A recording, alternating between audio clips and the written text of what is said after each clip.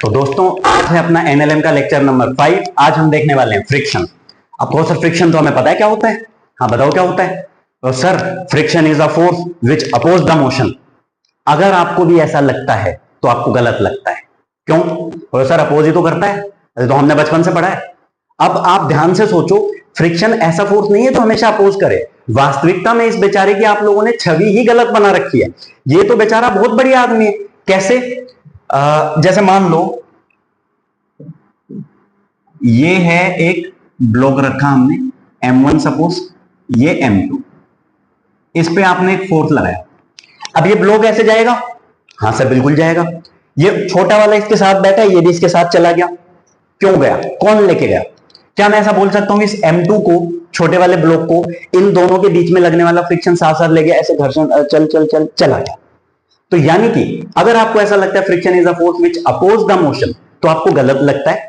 वास्तविकता क्या है जानते हैं। देखो फ्रिक्शन वास्तविकता में एक बहुत ही बढ़िया आदमी है। क्या है? बहुत ही बढ़िया आदमी है, जिसको दो लोगों का बिछड़ना बिल्कुल पसंद नहीं है। दो लोगों का बिछड़ना बिल्कुल पसंद नहीं है। तो हुआ क्या, जब आपने फोर्स F लगाया तो इसको चले जाना चाहिए था, है ना। ये वाला इनके बीच में ये सरफेस स्मूथ मान लो आप, ये कैसा मान लो? स्मूथ। और यहां पे कुछ फ्रिक्शन है, कितना है वो भी नहीं पता। तो उस फ्रिक्शन की वजह से साथ चले गए। मान लो यहां भी कोई फ्रिक्शन नहीं होता, स्मूथली चला जाता, यहीं गिर जाता, है ना। अब गिरने में भी आप बोलो सर बहुत सारी बातें आप सोच सकते हो। जैसे मान लो यहां तक पहुंचा, ये वाला ब्लॉक आधा ही पहुंचा है, उसके बाद यहां पहुंच के टॉपल हो गया। वो हम रोटेशन में देखेंगे, रोटेशनल इफेक्ट सारी बातें करेंगे। रोटेशन जो कि एक बहुत ही सुंदर चैप्टर है, उसको आने में बस थोड़ा ही समय, आप थोड़ा सा वेट कीजिए। एनएलएम के बाद वर्क पर एनर्जी, उसके बाद सर्कुलर सेंटर ऑफ मास के रास्ते चलते हुए हम रोटेशन तक पहुंच जाएंगे शीघ्रातिशीघ्र। तो अब जैसा कि हमने इस पे फोर्स लगाया, इनके बीच में लगने वाला फ्रिक्शन छोटे वाले को साथ ले गया, यानी कि उसके मोशन को इसने सपोर्ट किया। आप ऐसा समझो, जैसा कि मैंने अभी बताया, फ्रिक्शन को दो लोगों का बिछड़ना बिल्कुल पसंद नहीं है, लेकिन जरूरी तो नहीं है जिसको जो पसंद है वो कर ही ले या वही सब कुछ वैसा ही हो, लेकिन ये कोशिश जरूर करता है। कोशिश कितनी करेगा? जितनी इसकी औकात है उतनी कोशिश करेगा। जैसे कि मान लो हुआ क्या, आपने जब इस पे फोर्स लगाया तो इन दोनों के बीच में फ्रिक्शन है। वो फ्रिक्शन M1 को कहता है भाई मत जाया, रुक जा, ये अकेला रह जाएगा। यानी कि इस पे एक फोर्स लगाया, यानी फ्रिक्शन इस पे इधर लग गया। क्या हुआ? फ्रिक्शन इस पे इधर लग गया। ठीक है जी, लग गया। अब क्योंकि आपको पता है एक्शन रिएक्शन पे तो होना ही चाहिए हिसाब किताब बराबर करने के लिए, इस पे फ्रिक्शन इधर लग गया। तो फ्रिक्शन इसे कह रहा है मत जा, M1 को यही बैठा रहे। M2 कह रहे ये तो मान नहीं रहा है और तू भी साथ चला जा इसके। तो ये दोनों साथ चले, ऐसा फ्रिक्शन चाहता है।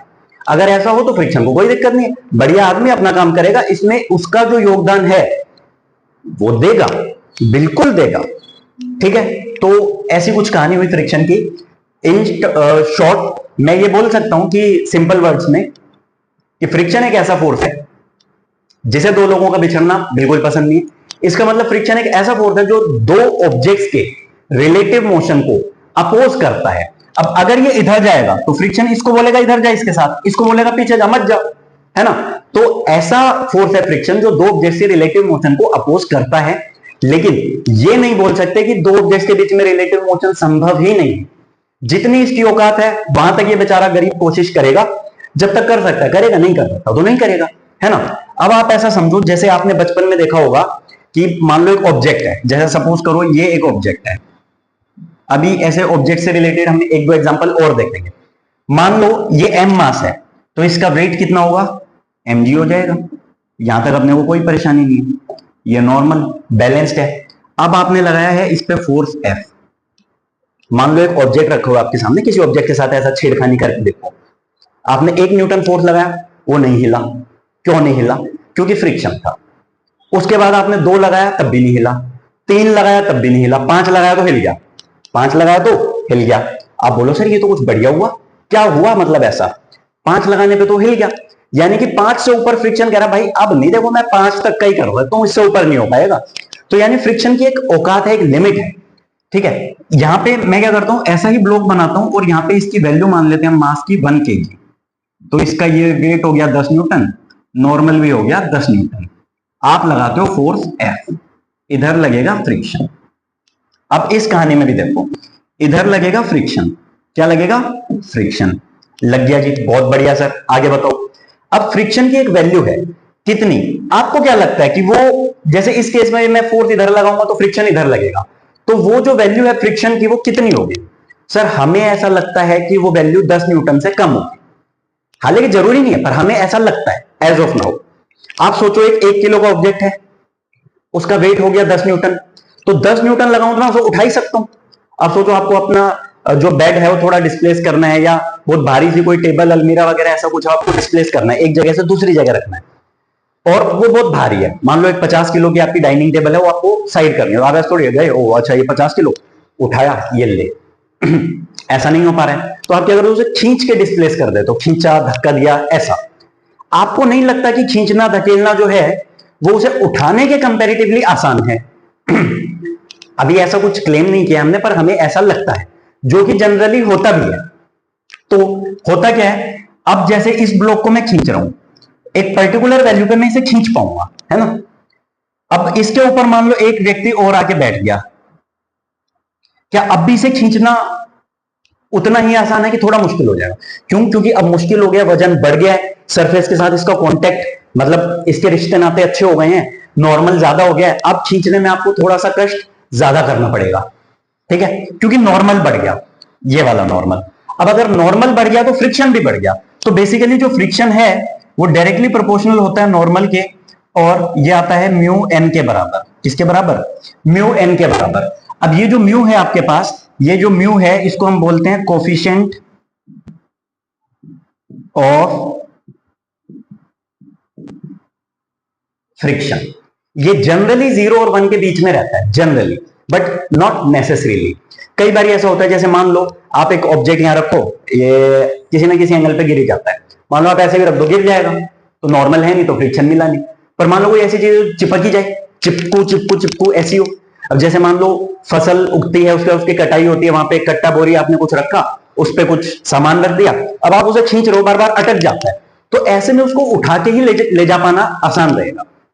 तो बेसिकली फ्रिक्शन का एक और भाषा में, सिंपल भाषा में आप ये भी लिख सकते हो, फ्रिक्शन का तात्पर्य है इंटरलॉकिंग ऑफ सरफेस। क्या है? Interlocking of surface. चलो जी, बहुत बढ़िया, तो इतनी बात हमें समझ आई। अब एक और एग्जांपल लेते हैं, कैसा, ये भी अभी खत्म नहीं हुए, साथ में समझते हैं। जैसे मान लो आपकी साइकिल, बाइक, स्कूटी कुछ भी है आपके पास, और वो कभी पंचर हो जाए, तो आप क्या सोचते हो, चलो ऐसे रगड़ के घसीट के मिस्त्री के पास ले चलते हैं, मैकेनिक के पास, वहां पंचर ठीक करवा लेंगे, उसके बाद लेके आ जाएंगे। तो जैसे ही वो पंचर वाहन आपने इसे उठाया, आप लेके चलो, बहुत दम लगाया, उसके बाद वो हिलना शुरू हुआ। पर एक बार जब वो हिलना शुरू हो जाए, उसके बाद आपको निरंतर रूप से कंसिस्टेंटली, मतलब कि उतना फोर्स नहीं लगाना पड़ेगा। अब जो आपको फोर्स उसे ले जाए रखने में, मेंटेन रखने में लगाना पड़ रहा है, वो कंपैरेटिवली उससे कम है ना।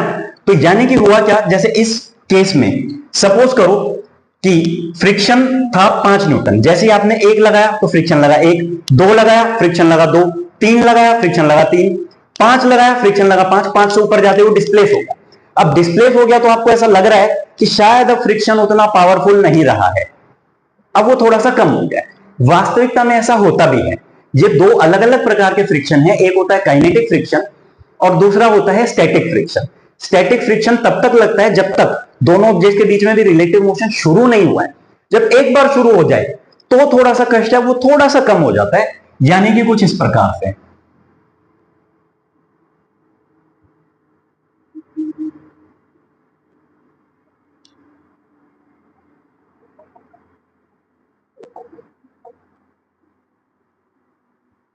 ये आपने लगाया क्या,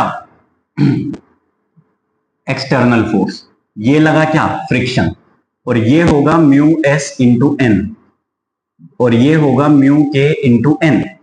जैसे कि मान लो होता क्या है, सपोज इस केस में हमने 5 न्यूटन का एग्जांपल माना था कि वेट है 10, हमने फ्रिक्शन की वैल्यू कैलकुलेट करी जो कि 5 आई, और मैंने आपको बताया कि जो कोफिशिएंट ऑफ फ्रिक्शन है जनरली इसकी वैल्यू 0 से 1 के बीच में होती है, जनरली बट नॉट नेसेसरीली।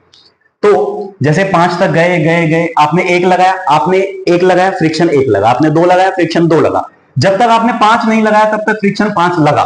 उसके बाद वो ब्लॉक खींचना थोड़ा सा आसान हो गया, अब आपको उसे ऐसे खींचे रखना भी है, तो आप 4 न्यूटन का फोर्स लगा रहे हो मान लो, तो चलता रहेगा। अब एक्चुअल में होता क्या है, सपोज इस केस में मैं एग्जांपल ले लेता हूं, आपको म्यू एस दे रखा है 5 और म्यू के दे रखा है 0.4। ठीक है, म्यू एस हो गया 0.5, म्यू के हो गया 0.4। तो फ्रिक्शन होता है म्यू एन। तो स्टैटिक फ्रिक्शन जो आपका आएगा वो आएगा 5 न्यूटन। कैसे? 10 इंटू 0.5। काइनेटिक फ्रिक्शन कितना आएगा? म्यू एन 0.4 इंटू 10, यानी कि आ गया 4 न्यूटन। तो अब इन वैल्यूज को हम समझ के यहीं पे अप्लाई करते हैं और ये ग्राफ भी समझते हैं।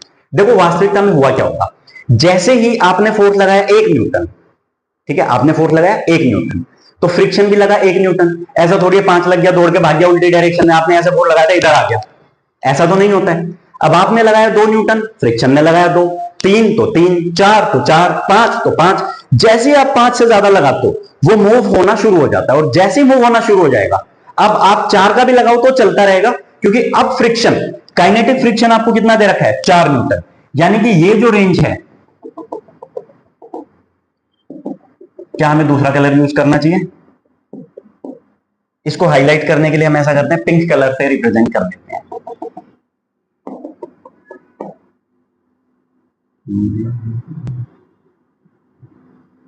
ये जो है ये स्टैटिक फ्रिक्शन है और इसको बोलते हैं सेल्फ एडजस्टेबल फ्रिक्शन। यानी कि 5 तक जितना आप लगाओगे उतना ही फ्रिक्शन लगेगा। ये हर टाइम रेडी है, ऐसा नहीं आपने 1 न्यूटन आज लगाया चला गया फ्रिक्शन वापस ले आया, ऐसा कुछ नहीं है। हाथों हाथ तैयार रहता है। अच्छा इधर से फोर्स लगा, ये ले फ्रिक्शन, ऐसा लगेगा। तो 5 तक ये लगा, 5 के बाद ये मूव करना शुरू हो गया। अब आप कितना भी फोर्स लगाते जाओ, काइनेटिक फ्रिक्शन लगेगा अब, और जो कि रहेगा कितना? 4 न्यूटन।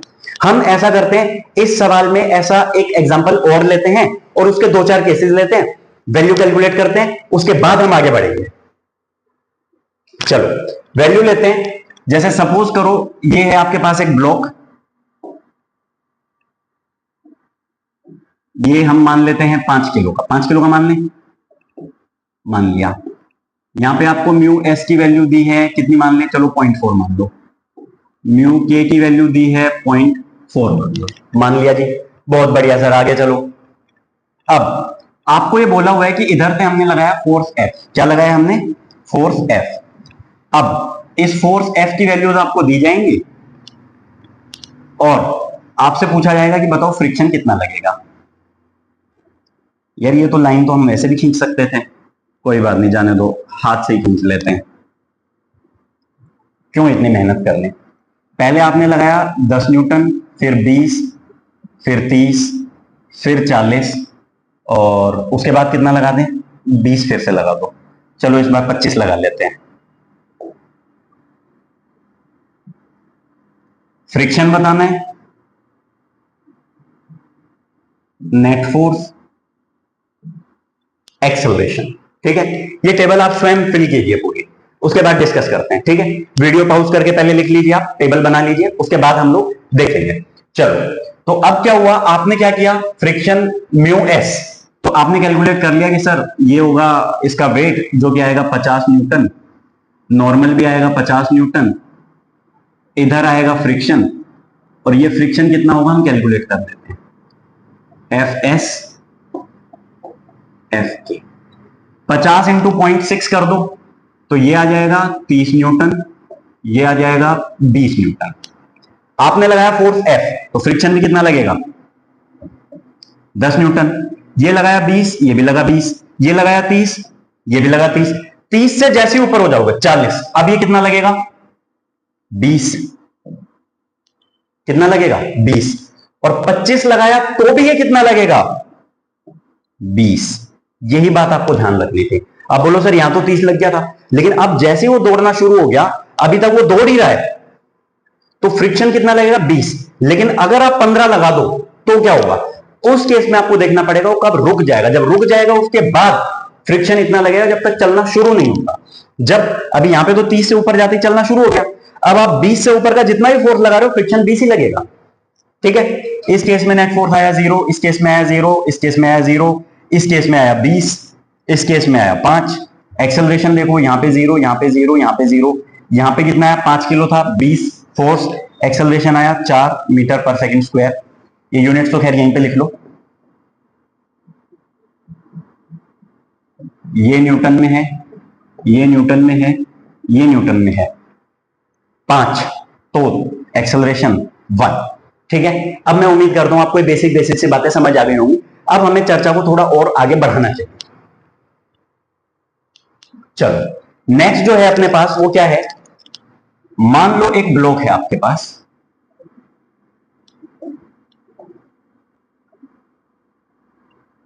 और ये ब्लॉक है, इसका मास है m। ठीक है, यहां पे फ्रिक्शन आपको दे रखा है म्यू, कोफिशिएंट ऑफ फ्रिक्शन। आपको ये बताना है कि मिनिमम फोर्स इस पे कितना लगाऊं, minimum force required to pull the block, ये सवाल है। और ये काफी अच्छा सवाल है, find the minimum force required to pull the block. छोटा सा सवाल है, सुंदर सा सवाल है, अच्छा मासूम प्यारा सवाल है। इतनी तारीफ तो आज तक मैंने किसी की नहीं करी जितनी इस सवाल की कर दी है। ठीक है, चलो अब इस सवाल को आपको सॉल्व करना है, सॉल्व करके बताओ कैसे करेंगे। आप बोलो सर ऐसे फोर्स लगा दो, मास मतलब वेट हो गया इसका mg, नॉर्मल हो गया n। ठीक है, तो n is equal to mg, mu mg answer आ जाएगा, है ना, जो कि गलत है, सरासर गलत है। आप सोचो, आपको ये तो बोला ही नहीं है ना कि फोर्स ऐसे लगाना है। मान लो आप फोर्स लगा देते हो, कैसे कैसे लगाएं, आपने फोर्स लगा दिया ऐसे, हाँ सर लगा दिया, मान लिया हमने, थीटा एंगल पे लगाया, ये इसके कंपोनेंट्स बिखेर दिए हमने, एफ कोस थीटा और एफ साइन थीटा। तो कंपोनेंट्स हो गए भाई इसके एफ कोस थीटा और एफ साइन थीटा। अब आप एक बात समझो कि जैसे जैसे मैं एंगल बढ़ाऊंगा, जैसे जैसे एंगल बढ़ाऊंगा तो नॉर्मल कम होता जाएगा। अगर पूरा फोर्स आप ऐसे ही लगाओ तो नॉर्मल mg के बराबर है। फोर्स ऐसे लगा दो, जैसे मान लो मैं एक ऑब्जेक्ट खींच रहा हूं और ऐसे खींच लूं, तो ज्यादा ऊपर खींचो तो ऊपर ही भाग जाएगा, है ना। तो आप ये जो फोर्स लगाओगे, इसका जो वर्टिकल कंपोनेंट है नॉर्मल कम करता जाएगा, क्योंकि नॉर्मल और एफ साइन थीटा दोनों मिला के mg को बैलेंस कर रहे हैं। तो नॉर्मल कितना होगा, नॉर्मल यहां पे कितना आएगा आपका, mg minus F sine theta. तो जैसे जैसे एंगल बढ़ेगा n की वैल्यू कम होगी, और n की वैल्यू कम होगी तो फ्रिक्शन कम होगा, फ्रिक्शन कम होगा तो इसे खींचना आसान रहेगा। लेकिन इतना भी आसान नहीं कर देना कि आप खींच ही ना पाओ, उठा ही लो, क्योंकि जैसे जैसे आप एंगल बढ़ाओगे इस f cos थीटा की वैल्यू कम होती जाएगी। जैसे जैसे एंगल बढ़ेगा हॉरिजॉन्टल कंपोनेंट कम होता जाएगा। तो आपको क्या करना है कि एक ऐसी वैल्यू आपको ढूंढनी है, ऐसी वैल्यू आपको मिलेगी जहां पे क्या होगा कि इसको खींचना आसान रहेगा, सबसे कम फोर्स में इसे खींच पाएंगे अगर हम एक पर्टिकुलर एंगल पे वो फोर्स लगाएं। तो मान लो हमने थीटा पे ही लगाया, तो अब हम क्या करेंगे, इधर फ्रिक्शन लगा देंगे, और जो फ्रिक्शन कितना होगा, फ्रिक्शन अपने को पता है म्यू एन के बराबर होता है। बहुत बढ़िया, आ जाओ अब। तो आपको क्या करना है, एफ कॉस थीटा को किसके बराबर कर दोगे, म्यू एन के बराबर। तो F cos theta is equal to mu N की जगह क्या मैं वैल्यू डाल सकता हूं, mg minus F sine theta, mg minus F sine theta. बहुत बढ़िया सर। तो अब आप समझो f कैलकुलेशन में क्या मैं एक स्टेप एडवांस कर दूं, यहां पे cos थीटा हो गया प्लस म्यू साइन थीटा हो गया, है ना। f cos थीटा, इसे एक स्टेप आप और लिख लें, mu mg minus mu f sine theta. फिर ये म्यू f साइन थीटा इधर ले आओ, f कॉमन ले लो, बचा cos plus mu sine theta, उधर से बच गया म्यू mg, और जो यहां पे कॉमन आया तो मैं सीधा नीचे लिख देता हूं cos theta plus mu sine theta. ये जिस बच्चे को समझ में नहीं आया एक स्टेप कैलकुलेट करें अपने आप इसकी वैल्यू निकाल दें, ठीक है।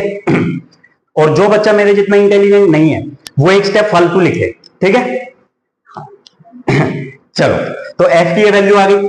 अब अपने को क्या करना है, मिनिमम फोर्स निकालना है। क्या निकालना है, मिनिमम फोर्स निकालना है। क्या मैं ऐसा बोल सकता हूं अगर फोर्स मिनिमम निकालना है मुझे तो इसको मुझे मैक्सिमाइज करना पड़ेगा, है ना। अब दो बातें, एक तो आप आम जनता की तरह कर लो, डिफरेंशिएट करके निकाल लो। आप बोलो नहीं सर वैसे करके दिखाओ, मैं आपको वैसे भी करके दिखा दूंगा, ठीक है। दूसरा, अगर आप कहो कि नहीं सर आप वैसे बता दो, तो देखो एक बात तो ये है कि अगर आपके पास कोई चीज, कोई क्वांटिटी ऐसे है, a cos theta plus b sin theta, ठीक है, इसकी मैक्सिमम और मिनिमम वैल्यू क्या होगी, under root A square plus B square. a cos theta plus b sin theta की value plus minus under root A square plus B square के बीच में ही लाई करेगी हमेशा। तो इसकी मैक्सिमम वैल्यू कितनी हो गई, cos theta cos square theta plus sorry 1 plus mu square और उसका अंडर रूट। तो एफ मिनिमम अगर आप निकालेंगे तो ये वैल्यू आपके पास आएगी mu M G over under root 1 plus mu square, ये वैल्यू आ जाएगी। ठीक है, ठीक है ये सर बहुत बढ़िया, बहुत सुंदर, अति उत्तम, मजा ही आ गया, तो बढ़िया लगा कुछ जान के। अगर आप बोलो कि नहीं सर आप इसे ऐसा करो डिफरेंशिएट करके बताओ, तो डिफरेंशिएट कर लो, कर लेते हैं। मान लिया हमने एक टर्म मान ली y इज इक्वल टू यहां पे यही वैल्यू ले लो, चलो cos थीटा ले लेते हैं प्लस म्यू साइन थीटा। तो मैं निकालता हूं dy by D theta. cos theta का डिफरेंशिएशन बताओ, cos थीटा का डिफरेंशिएशन बताओ, minus sine theta plus mu cos theta. ये इसको डिफरेंशिएट करके आया। अब अगर मैक्सिमाइज करना है तो डिफरेंशिएट करो, जीरो के बराबर रख दो। इसे आप जीरो के बराबर रखोगे तो sine theta is equal to mu cos theta, यानी कि टेन थीटा आपका आ जाएगा। बेसिकली ये कंडीशन आ जाएगी mu is equal to tan theta. तो अब आप जब टेन थीटा आपने यहां पे निकाल लिया तो आप साइन थीटा और cos थीटा की वैल्यूज पुट कर देंगे। मान लो मैं इस एंगल को थीटा मानता हूं, तो टेन थीटा क्या होगा, mu 1 under root 1 plus mu square. तो cos थीटा हो गया 1 by under root 1 plus mu square, sine theta हो गया mu by under root 1 plus mu square. तो अब अगर यहां से आप इसकी वैल्यू कैलकुलेट करेंगे तो क्या आएगी, cos थीटा की जगह 1 by under root 1 plus mu square plus mu into sine theta, तो ये आ जाएगा mu square by under root 1 plus mu square. दोनों को ऐड कर लो, ऊपर आएगा 1 प्लस म्यू स्क्वायर, नीचे आएगा उसका रूट, तो काट पीट के यही वैल्यू आ जाएगी क्या, जो हमने यहां पे लिखी है। ठीक है, इतनी बात समझ गए। तो ये हो गया अपना सवाल। किसी भी प्रकार से आप कोई भी चीज लगाते हैं, कोई कंसेप्ट अगर आपका सही है तो आंसर हर केस में सेम ही है। ठीक है, मैं उम्मीद करता हूं आप लोग इतनी बातें समझ चुके हैं, अब हमें आगे चलना चाहिए। हाँ सर बिल्कुल समझ गए, चलो आगे चलो और बताओ। चलो एक सवाल और करते हैं।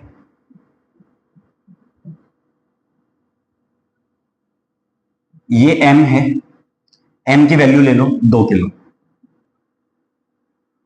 इधर से आपने फोर्स लगाया, कितना लगा लें, मान लो आपने फोर्स लगा दिया 100 न्यूटन लगा, 100 न्यूटन। म्यू की वैल्यू आपको यहां दी हुई है, सपोज करो 0.4। आपको बताना, बताओ कितना फ्रिक्शन लगेगा। Find the frictional force acting between, कितना फोर्स ऑफ फ्रिक्शन है इस दीवार और ब्लॉक के बीच में, कितना फ्रिक्शन लगेगा बताओ। 5 तक गिनूंगा, इसमें आंसर दे दो। आप देखो सर पहले नॉर्मल बताएंगे, हाँ बताओ।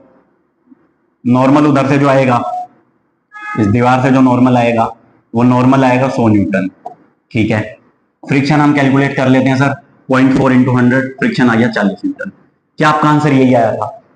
अगर ये आया है तो ये गलत है, सरासर गलत है। क्यों पता है? क्योंकि इसका वेट कितना है, 20 न्यूटन। इस वेट को बैलेंस कौन करेगा, फ्रिक्शन। इस वेट को बैलेंस कौन करेगा, फ्रिक्शन। तो रिक्वायर्ड वैल्यू जो है फ्रिक्शन की वो 20 न्यूटन आएगी, ना कि 40 न्यूटन। पूछो 40 क्यों नहीं आया? मान लो यहां पे एक 2 किलो का आदमी और बैठ गया, अब 40 लग जाएगा, क्योंकि अगर इस पे फ्रिक्शन 40 लग गया तो नेट फोर्स 20 हो गया, 40 माइनस 20 20, ब्लॉक ऊपर भाग गया, तो ऐसा तो हो नहीं सकता। अच्छा आप एक बात समझो, एक ऑब्जेक्ट है, मान लो ये एक ऑब्जेक्ट है और मैंने ऐसे दीवार के सारे ऐसे करके रोक दिया, इसे हाथ हटाओ तो नीचे गिर जाएगा, ऐसे गिर रहा है, मैंने ऐसे लगाया। अब मैं और ज्यादा फोर्स लगाऊं तो फ्रिक्शन और ज्यादा हो जाएगा, नॉर्मल और ज्यादा हो जाएगा। पर ऐसा थोड़ी है कि वेट से ज्यादा लग जाएगा, वो ज्यादा कब लगेगा, ऊपर आप कोई और ऑब्जेक्ट रख दो तब उतना ही लग पाएगा। तो यानी कि अगर आवश्यकता ही नहीं है तो चल ही नहीं रहा तो फ्रिक्शन 40 नहीं लगेगा पूरा। अब मान लो 2 की बजाय 3 किलो का होता तो 30 लगता, 4 किलो का होता तो 40 लगता, 5 किलो का होता तब भी 40 ही लगता, क्योंकि 40 से ऊपर तो लग नहीं पाएगा ना। ठीक है, मैं उम्मीद करता हूं आपको यह सवाल भी समझ आया होगा। क्या अब हमें आगे चलना चाहिए? हाँ सर बिल्कुल, चलो एक आध सवाल और ले लो। चलो स्मॉल m कैपिटल M, इधर से फोर्स लगा दिया F। इनके बीच का कोफिशिएंट ऑफ फ्रिक्शन आपको दे रखा है म्यू। बताओ इस कैपिटल F की कम से कम कितनी वैल्यू हो कि ये छोटू नीचे ना गिरे, ये छोटू नीचे ना गिरे। पहले आप स्वयं सोल्व करें, उसके बाद सॉल्यूशन देखें। आप बोलोगे सर देखो जाहिर सी बात है कि ये छोटा ब्लॉक आगे जाएगा और इसे आगे लेके कौन जाएगा, नॉर्मल लेके जाएगा। बेसिकली नॉर्मल जो है वो ma के बराबर होगा और जितना फोर्स ज्यादा उतनी एक्सेलरेशन ज्यादा। क्योंकि लेके कौन जाएगा, नॉर्मल। जितना ज्यादा नॉर्मल होगा उतना ही ज्यादा फ्रिक्शन होगा। मान लो एक आप ऑब्जेक्ट यहां रखो और एक्सेलरेट होते दौड़ते तेज जाओ, तो ऐसे नहीं लग रहा आपको चिपक ही गया है, वो नीचे नहीं गिर रहा ऑब्जेक्ट, है ना। जैसे एक चीज यहां रखी, चल रहे हो, एक्सेलरेट हो रहे हो, तो वो ऐसे चिपक से जाती है ना। बेसिकली वही नॉर्मल है। तो जितनी तेज ये दौड़ेगा, दौड़ा कौन रहा है, नॉर्मल, यानी normal is equal to M A. अब जितनी तेज दौड़ेगा, जितना ये नॉर्मल बढ़ता जाएगा, उतना ही फ्रिक्शन बढ़ता जाएगा। और अगर फ्रिक्शन बढ़ता जाएगा तो इसकी एक वैल्यू ऐसी आएगी जो एम जी को बैलेंस कर देगी, यानी कि friction is equal to M G, और फ्रिक्शन होता है mu N. Mu mu mu N को लिख दो आप M A is equal to M G. क्या बोलते हो, ठीक है? हाँ सर बिल्कुल ठीक है। एम से एम काट दिया तो ए की वैल्यू कितनी आई, सॉरी किसकी वैल्यू चाहिए थी आपको, म्यू की वैल्यू नहीं, इसी की चाहिए थी ना, ए की। तो ए की वैल्यू आपने क्या निकाली, जी बाई ए। दोबारा देखो एक बारी, फ्रिक्शन को आपने लिखा म्यू एन, और N is equal to M is equal to M G. तो ए की वैल्यू आपने G by G by mu निकाल दी। ए की वैल्यू आपने कितनी निकाल दी, जी बाई म्यू। तो फोर्स कितना चाहिएगा आपको, M plus M into A, यानी कि M plus M G by mu, इतना फोर्स आपको चाहिए। अब यहां से आप एक बात और देखो, म्यू जितना कम होगा आपको फोर्स उतना ही ज्यादा लगाना पड़ेगा, क्योंकि ज्यादा फोर्स ज्यादा नॉर्मल, ज्यादा नॉर्मल ज्यादा फ्रिक्शन। अगर म्यू कम है तो आपको फोर्स ज्यादा लगाना पड़ेगा। ये बात हम यहां से भी देख पा रहे हैं, ठीक है। मैं उम्मीद करता हूं आपको इतनी बात समझ आई होगी। चलो क्या हम आगे चल सकते हैं, चलते हैं और आगे चलते हैं। मान लो इस बार आपके पास कुछ ऐसा है, ये एंगल है 60 डिग्री, क्या है 60 डिग्री। ये ले लो 6 किलो, म्यू एस की वैल्यू ले लो 0.6, म्यू के की वैल्यू ले लो 0.4। आपको बोला गया है कि मुझे यहां पे एक फोर्स एफ लगाना है, और आपको इस फोर्स एफ की वैल्यू निकालनी है such that, find F such that, find F such that, पहला block remains stationary, block remains stationary. दूसरा, इस बार चलो स्टेशनरी ना रहे, नीचे आता रहे और कांस्टेंट स्पीड से आता रहे, downwards with constant speed. Third case में मुझे चाहिए value upwards with acceleration of 2 metre पर सेकेंड स्क्वायर, ठीक है। अब सबसे पहले आप इसमें क्या करोगे, सबसे पहले तो सर वीडियो पॉज करके पहले खुद सोल्व करेंगे, उसके बाद आंसर देखेंगे। हाँ बिल्कुल ऐसा ही करना है। तो अब देखते हैं हम, ये आया 60 न्यूटन, ये आया 60 into cos 60, 60 into cos 60। Cos 60 क्या होता है, 1/2। कॉस 60 क्या होता है, 1/2। ये आएगा एम जी साइन थीटा, कितना आएगा 60 इंटू √3/2, यानी 30√2 ही लिख देते हैं बेसिकली। ये आ गया नॉर्मल, ये आ गया नॉर्मल। उधर से आपने लगाया फोर्स एफ, और अभी मान लो ये मैं फोर्स एफ ना लगाऊं तो फ्रिक्शन की टेंडेंसी उधर जाने की है। फ्रिक्शन की टेंडेंसी कहां जाने की, यहां इधर लगेगा, ठीक है। तो चलो अब देखते हैं कहानी। मान लो मैं फोर्स एफ ना लगाऊं तो क्या होगा, पहले मैं म्यू एस और म्यू के कैलकुलेट कर लेता हूं। म्यू एस आएगा, ये 30 न्यूटन हो गया। क्या मैं इस वैल्यू को अब करेक्ट करके लिख दूं, यहां पे 30 लिख देते हैं, और 17 की 51, 52 के आसपास ये वैल्यू आएगी। आप ऐसा करो, इसको डायरेक्ट लिख दो, इसको भी मिटाई देते हैं।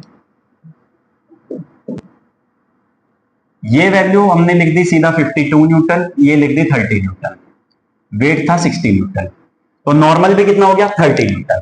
म्यू एस की वैल्यू कैलकुलेट करो, 30 इंटू 0.6, ये आ गया 18 न्यूटन। ये 0.4 है, तो म्यू के की वैल्यू कैलकुलेट करो, 30 इंटू 0.4, ये आ गया 12 न्यूटन। ठीक है जी सर, बहुत बढ़िया। पहले केस की बात करते हैं, जब ब्लॉक रहेगा स्टेशनरी, रेस्ट पे है, तो नीचे कितना फोर्स लग रहा है 52 न्यूटन, और कितना लग रहा है 52, कितना लग रहा है 52, माइनस फ्रिक्शन कितना लग रहा है, फ्रिक्शन लग रहा है 18, क्योंकि यार ये रुका हुआ है। तो ये कितना बचा, कितना बचा, कितना बचा, कितना बचा बताओ, 34 न्यूटन बचा। यही 34 अगर आप ऊपर लगा दो तो ये रेस्ट पे रहेगा, यानी इस केस में आंसर आएगा 34 न्यूटन।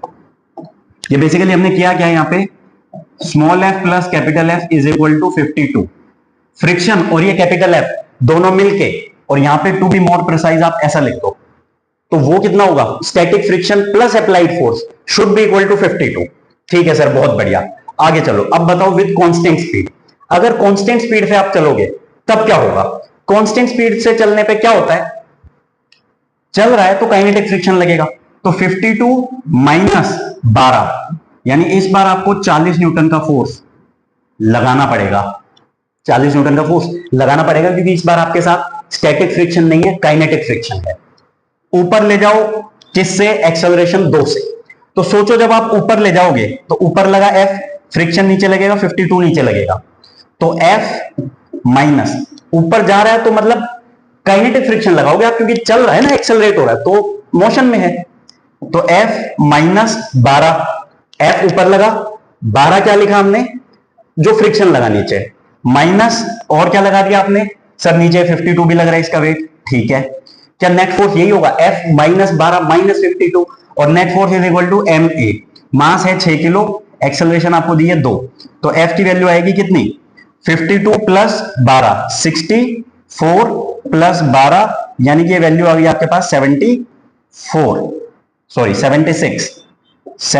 न्यूटन। यही आपका आंसर है। क्या बोलते हो, इतनी बात समझ आई, ठीक है। आगे चलें, आगे चलते हैं। अब अपने को देखना है angle of repose, angle of friction और ब्लॉक ऑन ब्लॉक प्रॉब्लम्स। यदि आप कहें तो मैं आपको आज ही ये सब करवा दूं, कहें तो नेक्स्ट लेक्चर में करवा दूं, ठीक है। नेक्स्ट जो अपने को देखना है वो क्या देखना है, angle of repose and angle of friction. सुंदर बातें हैं, आसान से कंसेप्ट है, ठीक है। तो चलो ऐसा करते हैं, आज वैसे आपने बहुत पढ़ लिया है तो इतनी बातें आप रिवाइज करें, इस पर सवाल करें। नेक्स्ट लेक्चर में मैं आपको बताता हूं angle of repose, angle of friction और ब्लॉक ऑन ब्लॉक प्रॉब्लम्स, ठीक है। तो मिलते हैं नेक्स्ट लेक्चर में।